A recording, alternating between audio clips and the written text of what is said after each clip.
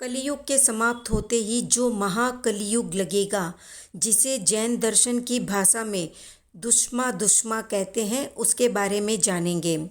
भगवान महावीर ने 2500 वर्ष पूर्व अपने ज्ञान से कलयुग और महाकलियुग का वर्णन किया है कि वो कैसा और क्या होगा। तो अब जानते हैं भगवान महावीर के अनुसार महाकलियुग का वर्णन या दुष्मा दुष्मा का वर्णन। पांचवें आर्य के समाप्त होते ही यानी कलयुग के समाप्त होते ही 21,000 वर्ष का घोर कलयुग या महाकलयुग या छठा आरा आरंभ होगा।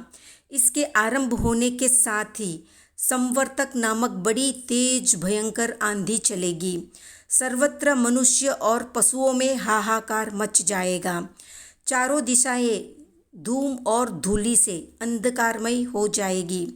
सूर्य अत्यधिक प्रचंड तापमय होगा और चंद्रमा अत्यधिक शीतल होकर शीत उत्पन्न करेगा। अत्यंत सर्दी और गर्मी की व्याप्ति से लोग कष्ट पाएंगे। धूल, पत्थर, अग्नि, क्षार, जहर, मल, बिजली, इस तरह 7 प्रकार की वर्षा होगी। प्रलयकालीन प्रचंड आंधी और वर्षा से गांव, नगर, किले, कुएं, बावड़ी, नदी, नाले, महल, पर्वत, उद्यान आदि सब नष्ट हो जाएंगे। वैताड्य पर्वत, गंगा नदी, सिंधु नदी, ऋषभकूट और लवण समुद्र की खाड़ी, ये 5 स्थान बचे रहेंगे। भरत क्षेत्र का अधिष्ठाता देव पंचम आर्य के विनष्ट होते ही मनुष्यों में से बीज रूप कुछ मनुष्यों को उठा ले जाएगा और तिर्यंच पंचेंद्रियों में से बीज रूप कुछ तिर्यंच पंचेंद्रियों को उठाकर ले जाएगा। वैताड्य पर्वत के दक्षिण और उत्तर भाग में गंगा और सिंधु नदी है। उनके 8 किनारों पर 9 बिल है। सब मिलाकर 8 × 9 72 बिल है। प्रत्येक बिल में 3 मंजिल है। ये सारे देव उन मनुष्यों को इन बिलों में रख देंगे। छठे आरे में मनुष्य की आयु क्रमशः घटते घटते 20 वर्ष और अवगाहना 1 हाथ की रह जाएगी। उतरते आरे में कुछ कम 1 हाथ की अवगाहना और 16 वर्ष की आयु रह जाएगी। मनुष्य के शरीर में 8 पसलियां और उतरते आरे में 4 पसलियां रह जाएगी। लोगों को अपरिमित आहार करने की इच्छा होगी, अर्थात कितना भी खा लेने पर तृप्ति नहीं मिलेगी। रात्रि में शीत और दिन में ताप अत्यंत प्रबल होगा।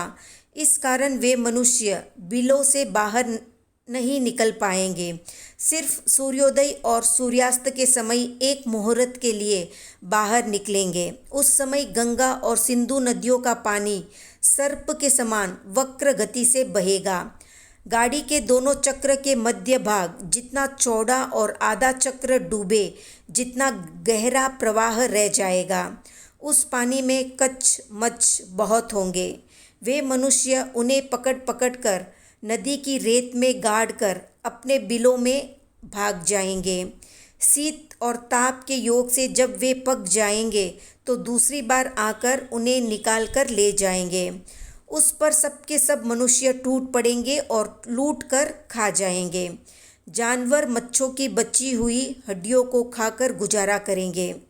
उस काल के मनुष्य दीन, हीन, दुर्बल, दुर्गंधित, रुग्ण, अपवित्र, नग्न, आचार विचार से हीन और माता, भगिनी, पुत्री आदि के साथ संगम करने वाले होंगे।